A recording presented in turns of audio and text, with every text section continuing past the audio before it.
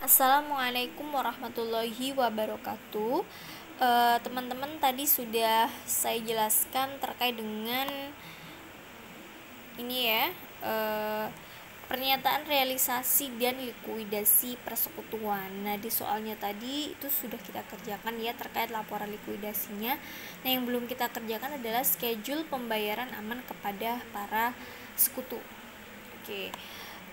Di sini teman-teman bisa mulai dari jadwal pertama untuk ini ya, jadwal pembayaran tepat ke sekutu 31 Oktober 2020 untuk Andi 50%, Budi 30%, dan Cindy 20%. Nah, dari mana ini 75 juta dan 103 serta 70 juta? Teman-teman bisa perhatikan di yang sudah kita kerjakan sebelumnya ya, yang saya kasih tanda merah. Jadi kita ambil nominal saldo modalnya itu sebelum dibagi ke sekutu di jadwal 1 ya, sebesar 75 juta, 103 dan 70 juta.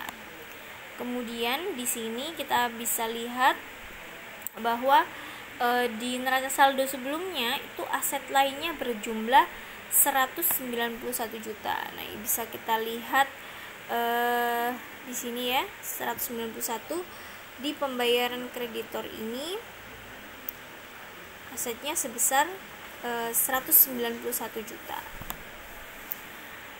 Kemudian biaya likuidasi 11 juta. Nah, teman-teman juga bisa lihat di sini di nomor 5 bahwa ada nominal sebesar 11 juta ini ditahan.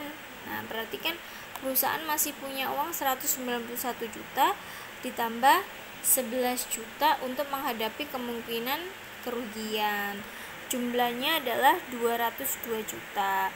Nah, jika di persentase 202 dikalikan 50% sebesar 101 juta, dikalikan 30% sebesar 60 juta 600, dan dikalikan 20% sebesar 40 juta 400.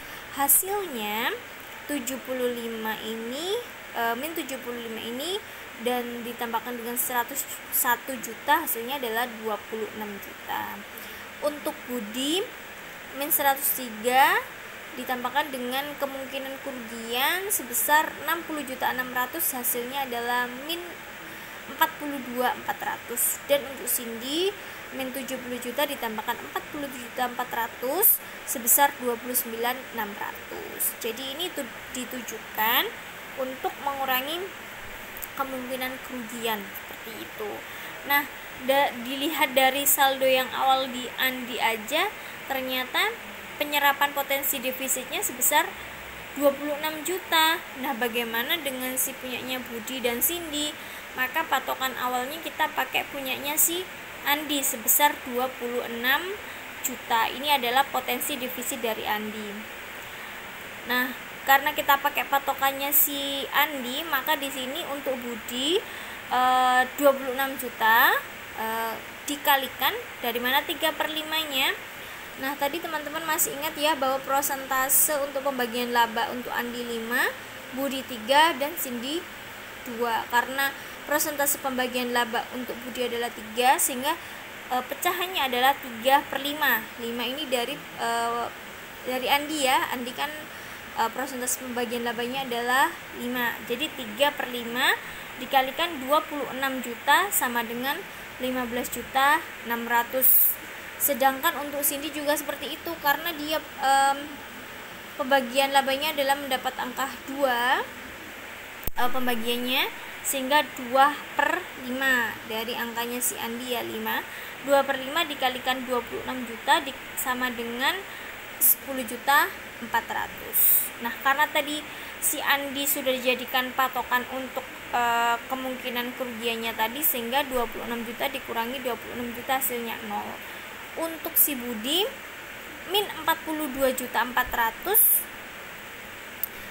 ditambahkan 15 juta 600 ya untuk mengurangi kerugiannya, sehingga si Budi masih mendapatkan pembayaran sebesar masih mendapatkan kekurangan pembayaran min 26 juta 800. Nah, untuk si Cindy dia tadi kan ini ya, setelah ditambahkan kemungkinan kerugian 40.400.000 masih min 29.600, dikurangi lagi ditambahi lagi biar nggak terlalu defisit ya, ditambahi 10.400.000, ternyata masih minus 19.200.000 ya. Ini jadi kemungkinan defisitnya masih seperti ini ya, sehingga pembayaran aman di 31 Oktober adalah minus 26.800.000 dan minus 19.200.000. Itu untuk jadwal 1 ya. Jadi di sini meskipun rugi atau laba tetap harus dibagi seperti itu. Di jadwal yang kedua tanggal 27 November, nah ini saldo modalnya dari mana? Coba kita lihat dari yang sudah kita hitung di awal tadi. Saya berikan tanda warna merah ini ya, sebelum dibagi ke sekutu di jadwal 2. Kita ambil saldonya terlebih dahulu, kemudian kita masukkan ke sini sebesar berapa ini? Min 72.500, min 74.700 dan min 49.800.